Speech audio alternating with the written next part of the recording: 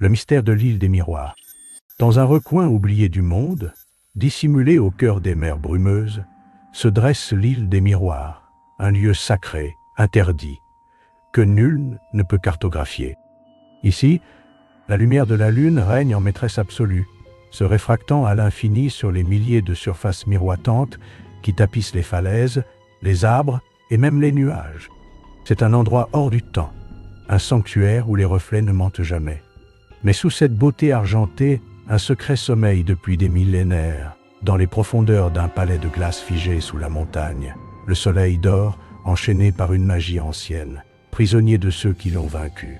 Autrefois roi du ciel, il fut déchu, trahi, abandonné dans les ténèbres glaciales.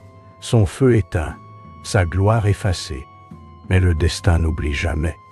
Et par une nuit où les éclipses se sont alignées comme des runes célestes, le soleil, sous forme humaine, ouvrit les yeux. Il émergea lentement, la peau dorée, les yeux brûlants d'un feu ancien, mais le cœur alourdi par le silence des siècles. Son nom était Solène, et il n'avait qu'un désir, se venger des lunes de ces reines célestes qui avaient réduit son empire à un souvenir cendré. Il marcha à travers l'île, chaque pas réchauffant la terre gelée, réveillant les échos d'un passé oublié. Pourtant, avant même de pouvoir tracer les premiers plans de sa reconquête, il rencontra Elysia, une jeune fille lunaire née sous la 13e pleine lune. Une rebelle aux cheveux d'argent et aux yeux translucides comme le givre. Elysia n'était pas comme les autres. Elle questionnait tout, même les légendes. En voyant cet homme incandescent, égaré et furieux, elle ne recula pas. Elle ne brandit pas de sortilège, ni de haine. Au contraire, elle resta. Elle observa, et elle parla. Leur première conversation fut faite de silence entrecoupé d'étincelles. Elle voulait comprendre, et lui, contre toute attente, voulait être entendu. Chaque jour, il se retrouvait parmi les miroirs, ces témoins silencieux qui reflétaient leurs formes, mais aussi leurs émotions enfouies, les pensées qu'il n'osait pas dire. Elysia voyait la douleur dans les yeux de Solène, et lui voyait en elle un éclat de lumière pure, non pas lunaire, mais humaine.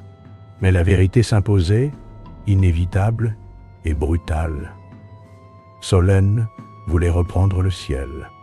Il parlait de feu et de flammes, de royaumes effacés et de trahisons gravées dans les étoiles. Il rêvait de consumer les lunes, de briser leurs tours d'ivoire. Elysia, déchirée, se tenait au bord d'un gouffre. Elle l'aimait au-delà des lois, au-delà des constellations. Mais comment aimer celui qui voulait tout brûler? Le jour de la confrontation arriva. Les lunes descendirent du ciel en armure de lumière, et Solène s'éleva dans les airs, auréolée de flammes anciennes.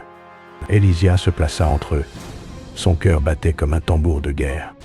Alors, dans un éclair inattendu, un rire s'échappa. Le soleil rit, puis Elysia rit. Un rire vrai, venu d'ailleurs, brisant la tension comme un cristal.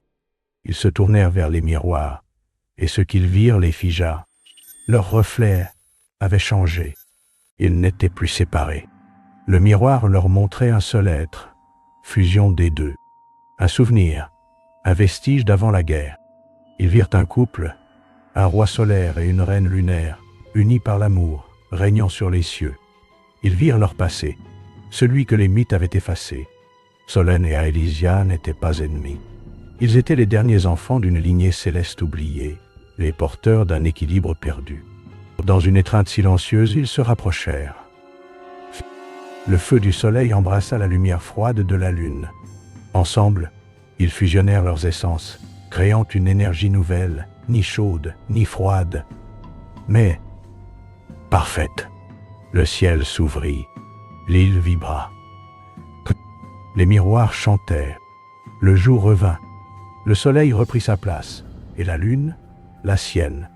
Non plus comme rivaux, mais comme amants éternels, dansant à tour de rôle dans le ciel, gardiens de l'harmonie.